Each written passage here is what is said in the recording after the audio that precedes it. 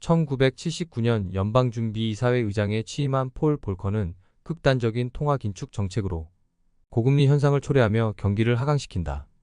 위축된 수요로 물가를 안정시켜 물가 상승률이 3.2%까지 떨어지지만 경기가 여전히 개선되지 않자 레이건 행정부는 적극적인 감세안과 기준금리의 인하로 경기를 부양한다. 경기 부양책의 후유증으로 미국의 재정은 심각한 적자에 빠지고 달러의 초강세와 일본 독일의 부상으로 미국의 제조업 수출까지 고전하며 무역적자가 누적된다.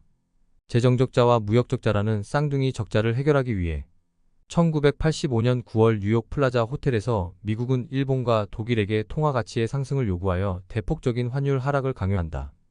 일본과 독일이 평가 절상에 동의하자 엔화와 마르크화의 가치는 크게 오르는데 특히 달러에 대한 엔화 환율은 1년 뒤 250엔에서 120엔 수준까지 거의 절반으로 떨어진다. 하지만 플라자 합의 후에도 일본 반도체 제품이 여전히 미국 시장에서 큰 점유율을 유지하자 1986년 미국은 일본을 압박해 미일 반도체 협정을 체결한다. 일본 반도체에 대해 관세율을 100%로 높이고 일본 내 미국산 반도체 점유율을 6년 안에 기존의 10%에서 20%로 올리는 내용이다. 1차 반도체 전쟁에서 몰락의 길에 들어선 일본은 잃어버린 10년을 맞으며 반도체 산업의 기반을 송두리째에 잃는다.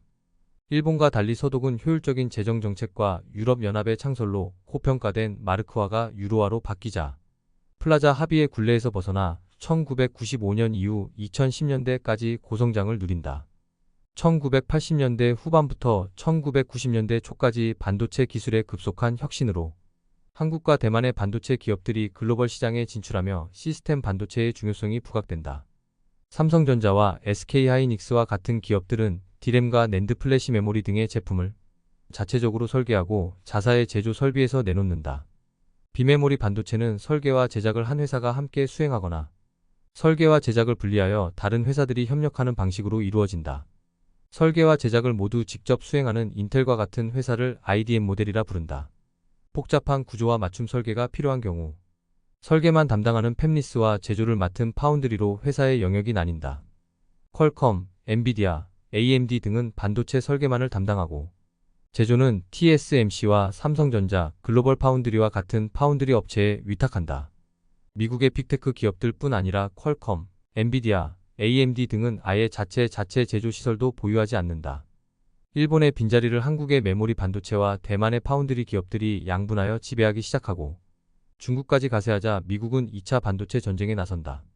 미국은 2020년 중국의 파운드리 업체 SMIC에 대한 제재를 강화하여 10나노미터 이하 첨단 제조 공정에 필요한 장비와 기술의 수출을 제한한다. 그러나 제재에도 불구하고 중국의 파운드리 업체인 SMIC, 화홍그룹, 넥스칩이 세계시장 점유율은 2022년 10.2%에 이른다. 게다가 블룸버그 통신에 따르면 중국은 대만의 인적 네트워크를 통해 7나노미터 공정에도 성공했다는 보도가 있다. 반도체 제재가 효과를 거두지 못하자 미국은 2023년 우리와 대만, 일본과 치포 동맹을 결성해 자신을 축으로 한 반도체 기술 패권을 다진다. 글로벌 공급망 안정화와 기술 협력 강화가 취지이지만 중국의 반도체 산업에 제동을 걸려는 의도이다. 전체 반도체 수출에서 대중국 수출이 40%를 차지하기에 우리도 타격이 예상되고 운명의 겨울에 들어선 중국 또한 2026년 이후 격동기를 맞게 된다. 더욱이 미국의 강요 속에 우리의 신규 첨단 반도체 생산 설비가 미국 내에 건설되면 한국 경제는 전체적으로 엄청난 위기에 직면한다. 2024년 코리아오는 경랑속을 지나고 있다.